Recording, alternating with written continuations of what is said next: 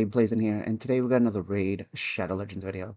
So today I figured we do a response video to Chosen's video for sandbagging doing CVCs. Um, see what he's got to say. Alrighty, so Of course. first of all, I will link to this post down below if you would like to pull it up on your end. So a shout out I'll to put a link to Roper this for his making this video topic in the comments below, and starting the ball or rolling the over there on Reddit, description and I'll below. link to the Reddit post if you'd like to see that on your end. So yeah, anyway, this topic is called Sandbagging, a guide to the dark side of Raid. Now, I'm sure most of you are familiar, but for those of you that aren't, sandbagging refers to manipulating a matchmaking system so that you can play against opponents who are far worse than you and then enjoy dominating them very easily. This happens in all sorts of sports leagues or video games. In video gaming, a lot of times they're called Smurfs, where you create a new account or you tank your rating and then you have fun by stomping people that really don't have any chance against you. So they're talking about clans in Raid Shadow Legends that are abusing this and maybe getting a lot less points in CVC than they otherwise typically would, so they can drop down a little bit and then face a clan that they can then crush when there is personal rewards available and the CVC match is going to be worth more. But anyway, their post kind of starts. So real quick on that, that happens in every game, right? Any game that is got a feature base like this, it happens in Overwatch, happens in World of Warcraft. I- I've done it. People have done it to me. So it's definitely something that's out there that every game has to deal with. Um, I have some opinions of how things could be changed, but we'll wait till the end and see what else he has to say. Out here talking about their raid career, having a chance to be in a bunch of different clusters and see how different clusters are handling CVC and all that type of stuff. And this post is pretty long. I'm going to try to kind of summarize it for you instead of sitting here and being a narrator. But like I said, it's down below if you want to read through the whole thing. But anyway, yeah, they're basically talking about deliberately staying low and basically sandbagging to manipulate the matchmaking system and how it works, because you have two different kinds of CVC matches. You have CVC matches that are normal, and then you have CVC matches where there is a bonus personal rewards involved in it for winning. So what happens is clans really want to prioritize winning their CVC matches that have personal rewards.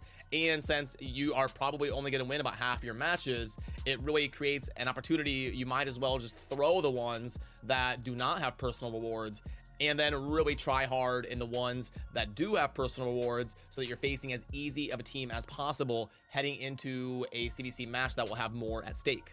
And I won't get into the whole post and every single sentence, but I will read this one section. Let's go back to that. Sorry.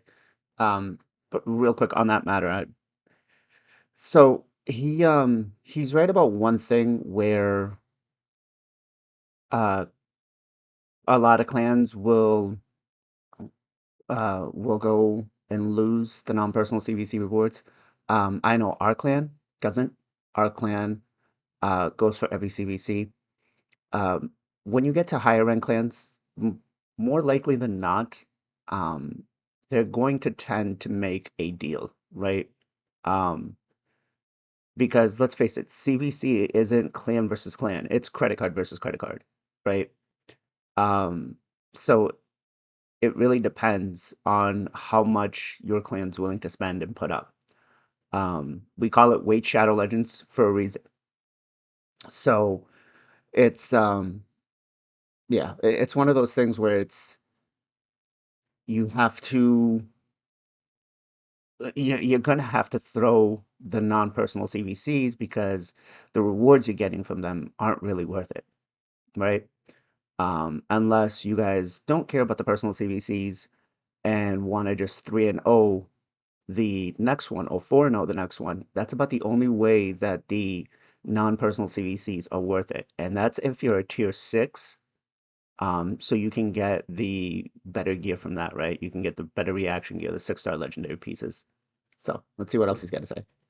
holding back and want to play for the win whenever they can, or simply don't like any restrictions. Sandbagging doesn't guarantee you will get one of these teams, but it does increase your chances significantly. To be more He's right. accurate, sandbagging increases your chances to get a win during personal reward CBC instead of getting it during non-personal reward CBC. So yeah, I've heard about this a lot in the raid community. I've even had people DM me and talk about how they've manipulated the system to try to go against a certain clan and explain their strategy and all that. So I definitely know that these theories exist, and like I say, I've seen them in all walks of life, sports, and every sort of video game I've ever really played.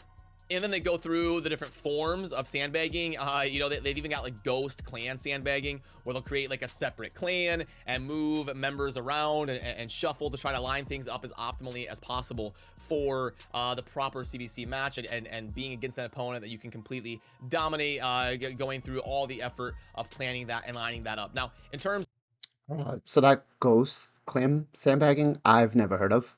Um, I can't imagine that it's beneficial unless you're just making a level 10 clan or whatever it is, and willing to just not take um, I guess not willing to take the regular rewards and just have it as a tier one clan. I think maybe, but I don't see that often. I've never heard about it. Maybe it's done in the lower levels of uh CVC, but on the higher levels of CVC, I have not seen this happen. I've not heard of it. If you have, let me know. of our clan, the one that I run, we don't really do any of these sort of shenanigans and stuff like that. I will say it's not really the clan's fault. I mean, what kind of is? I mean, if you're intentionally manipulating a match rating system, you are kind of at fault. You're not like hacking the game, but you are manipulating it. It just doesn't feel right to do it. Like, it'd be like playing Overwatch and losing 100 games in a row, so that then you can crush, these poor people in Bronze League that have no chance against you. You're not cheating. Um, so again, I've done the smurfing in Overwatch and World of Warcraft. Sometimes the game, and this is where I disagree from what he says. Sometimes in those types of games, it kind of gets boring, right? And you have people that place in gold or plat status, and they're not that quality. They just got carried. They paid somebody's account, they got that ranking, and they're bringing you down. So sometimes it's just fun to have a Smurf account and go in there and dominate. Um, it makes the other player frustrated, but it's it's not, it doesn't make the game better for everybody else. No. Do you have fun with it? Yes.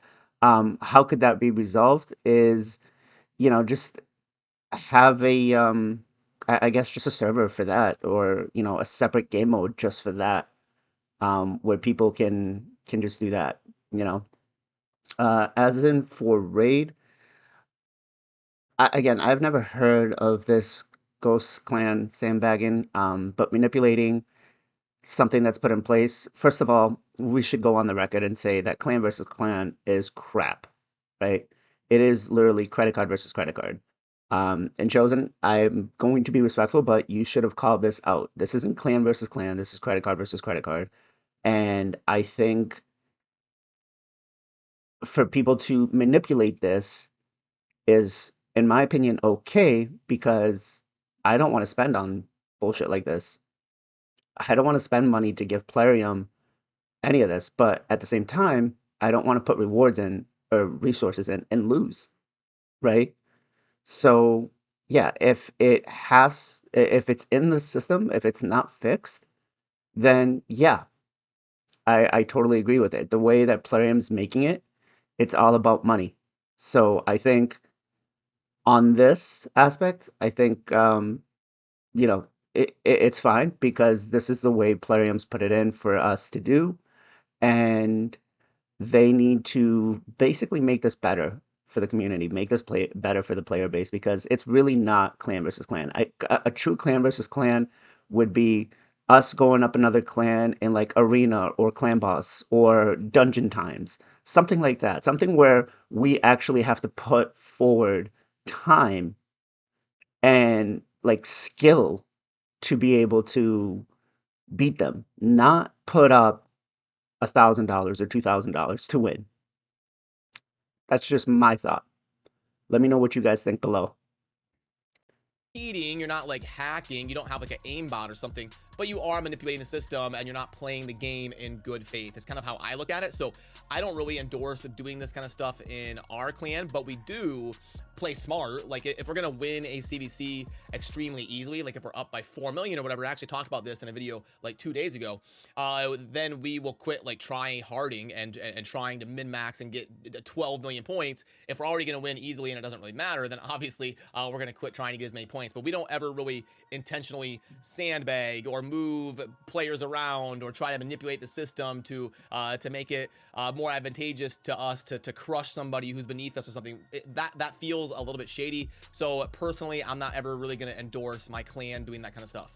But there is And that's fine. I agree with that aspect too. Like if your clan just again, when you start getting to the higher end levels of CVC, it's really about who's going to spend more. And so again, I see a lot of clans making deals. Our clan does it all the time. You know, when you go against a different clan, when you go up another high clan, it's really going to be, okay, you know that these guys are spenders.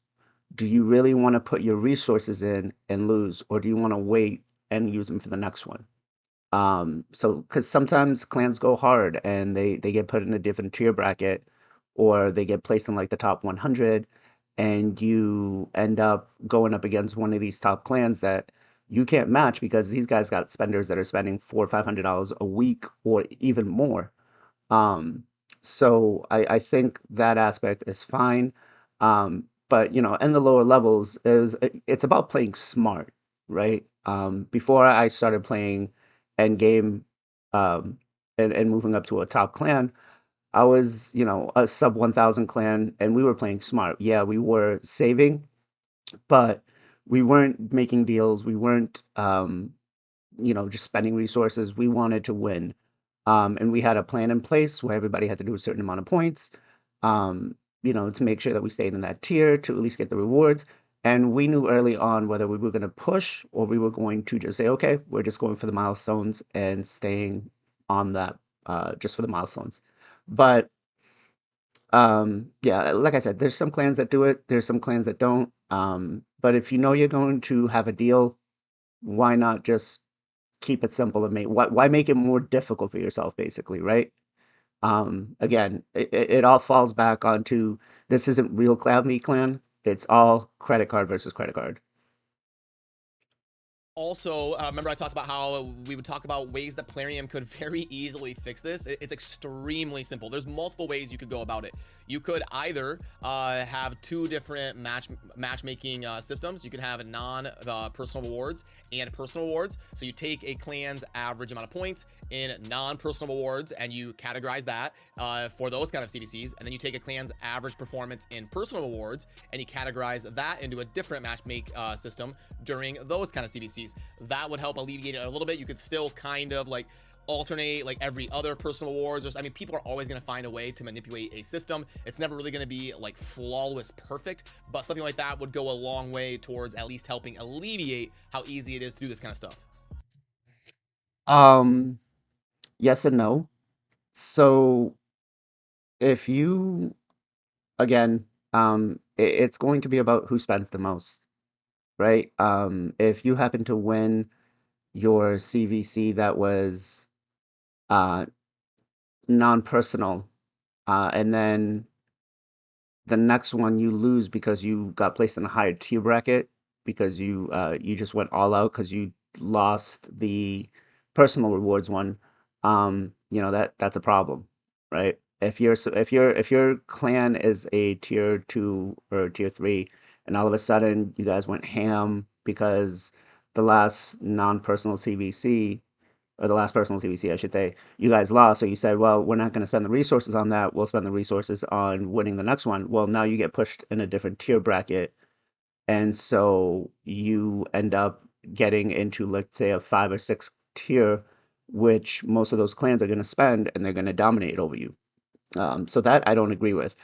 Again, I think the whole way of clan v clan just needs to be revamped, right? Um, it should not be point based. It should be skill based. Um, and I mean, players are still going to spend money in the game. They're, I mean, Plarium's a $1 billion company. Let's get real. They're going to spend in the game. Um, and they don't always just spend right on CVC, but they throw these nice little flashy offers at you, which shows that CVC is working that way, and that's why they're doing it, right? They're doing these crazy 10x's, 2x's, whatever on those events, so people are spending or pulling charge, which is what their analytics show them. But then also in terms of the ghost clan stuff, like people leaving clans and making clans with 3 people and switching people around, that's obviously extremely easy to fix. You just have a cooldown period of when you can contribute to another CVC match. So if you switch clans, you have to take a CVC off. You can't just contribute right away. That would be a little bit rough for people wanting to shift, and it's always unfortunate to have to punish people that are playing the game the right way. And there's lots of people that are genuinely joining a new clan and they're excited to participate with their friends and these new teammates towards a goal. So it really sucks to have to punish the good people like that. So maybe you could do something like there's a certain threshold. Like a lot of these like ghost clan sandbagging like they're talking about here is they're moving like 25, 26, 27 members around from a, like mass migration. So you could easily say like you can only have 5 new members. Like every CVC match, you can only have 5 new members. So after the 5th new person, the 6th, the 7th, the 8th, and all of them would not be able to contribute to another CVC match. There's lots of very easy ways they could code this. I kind of disagree with that. You have a lot of clans that have clusters. Um, and a lot of the clusters, some of the clans will say, this guy will be like, hey, I need this next CVC off, but I'll be back for the next one. Um, and it's not fair to punish those guys because they need to take a CVC off, and then last minute they find somebody from the new one. And it could happen where you have 3 or 4 or 5 guys. I mean, we've had guys that are going on vacation during the summertime, and we're like 7 short, so we got to flip some players from, one of our other clans that wants to come in. Or because, let's face it, we need to stay up in the tiers. That's all that matters in this game is being up, being one of the top dogs. And you can't do that if you're missing 15, 20 people or even 5, you know. I think a lot of this has to do with this is a point system based game, and that just kind of needs to change for events like this. Um, my opinion on how they could fix it is 24 hours of the first, like if someone joins in last minute, then they you need to be in the clan for at least 24 hours before you can compete for CVC. I think that's probably the best way. So that means on Sunday when people are doing their clan boss and stuff, they get the keys. That's when they start looking for a clan. If you join after that, then you get like a reduction in points, like 50% reduction, right? Or 25% reduction in points. I think that's probably the best way to fix it. That way it prevents somebody from coming in and blasting out, a million CVC points and, kind of screwing everything up for the rest of the people. So I think if you had like a time frame, like, they want to switch, they want to do the clans, that's fine. You punish them by reducing the amount of numbers that they can put up, um, in the CVC if it's less than 24 hours. Um, or you could do, um, you could do for the whole CVC. You could do for the first for the first 24 hours of the CVC. Like, I think that's probably a better way because then people will be less likely to do it because they know that they're going to have to put more resources in. And I can tell you that not a lot of people are going to want to move around um, for this because they want to stay in the clan they're in. They want to make sure that, it's all about the tags. You see somebody from Mad, if you're in Gold 5 or Plat Arena, you're like, well, I don't want to attack him because I see how he is. Or you see somebody from IPR or even us, Savage. It's you look at him and you're like, do I really want to attack them? Do I really want to, go up against them? No. Um, so I think that's probably one of the better ways to fix it is just put a threshold period before you join and just put it as point reductions, you could do it like a week. You could do it as far as a week. If you join within a week, you get a 25 point reduction. And I think that's probably the better course, and you can run it all the way down to 50. Um, of course, again, that does punish the players that are genuinely just looking to switch clans and get into the new clan, but and it kind of might promote a little more spending for other people. But I think at the same time, if you go in and you know that you're not going to be able to whale out, it might cut back your spending. Um, but again, that might hurt Plarium's underline, so they may not do that. But To kind of crack down on some of this matchmake manipulation.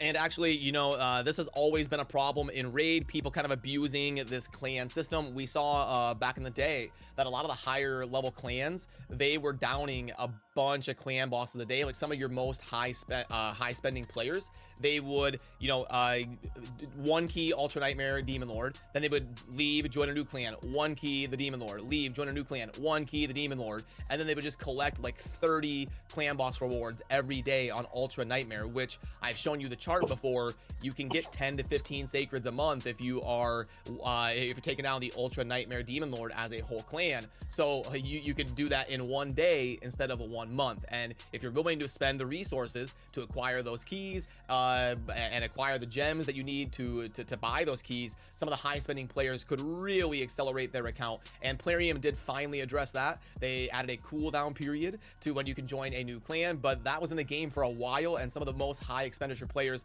were definitely taking advantage of that system and getting tons and tons of loot from different demon lords and different clans. And I thought it was worth talking about. yeah, so this was kind of before my time where players, endgame players would down the clan boss. You'd have two or three different clans. You would uh, there was a certain amount of people that could hit the clan boss at that point in time, right? But you would basically leave clan, join a different clan, and you would be able to, as long as you one keyed, to get the rewards. And it had its own separate issues, but yeah, he's totally right where people were able to just manipulate it, and as long as you bought your gem packs and stuff like that, you were able to throw in like 20 keys a day, which now if you're doing 20 runs a day or 10 runs a day, whatever, those shards can add up. And back then when the pool wasn't as bad for legendaries, you were able to pull, Kaimars, Duchesses, all that stuff. Um, with the pool not being saturated as bad as it is. So they did fix that. As he said, they added the cooldown period, and then eventually they fixed the clan boss where you can only get the rewards one time. In a video here and opening up the dialogue for discussion. I guess my stance is like I'm never really going to advocate for doing stuff like this to manipulate a system within my team. But let me know if you disagree. Maybe you think, hey, the clans that do this, it's not their fault, and it's Plarium's job to fix the matchmaker. I'm always open to hearing other perspectives as well. So let me know if your clan does this, if you don't mind sharing, and let me know your stance and your opinion on the manipulation that we see in the different CBC matches based on if there's personal rewards or not. But anyway, that'll do it for me on this one. I appreciate you. Remember to subscribe on your way out if you enjoy daily Raid Shadow Legends content. I'll see you soon in the next video. Peace. And so we're definitely gonna like the video. So again, I think what Chosen didn't call out in this video, and I'm not calling him out for it, is it's not CVC. It's not a true CVC. It's a credit card versus credit card. And ultimately, I think that needs to be fixed because if it is skill based, then it doesn't just leave it up to like the top 100 clans. It leaves it up to other lower clans that, have skilled players, have the champions, to be able to come up with like a fast speed tune team or a high clan boss team, um, or somewhere in that vicinity. Like you make it challenging where you do like a faction specific something dungeon, and that's how your clan's going to go, or you do like a knockout tournament for arena, or a clan boss versus clan boss challenge where each player from each team gets put up against each other, and the better team wins. Whichever clan ranks up most wins. um, gets a dub, right? I think something like along that way, but the way that they have it set up now, it's literally just credit card versus credit card, and I don't agree with the way it is. Again, people sandbag because it's beneficial to them. They don't want to spend as much. I will tell you that there's sometimes sandbagging can get you in a bad position where, the next clan you go up against, you got to throw up a million points because they're not going to make a deal with you, and it's not always going to be easy. But um, where I'm going to leave it off is why not do it if it's going to be able to benefit your pocket and not Plarium's. So, guys, let me know what your thoughts are down below. Let me know what you agree, what you don't agree with. And until next time, I'll catch you guys later. Bye.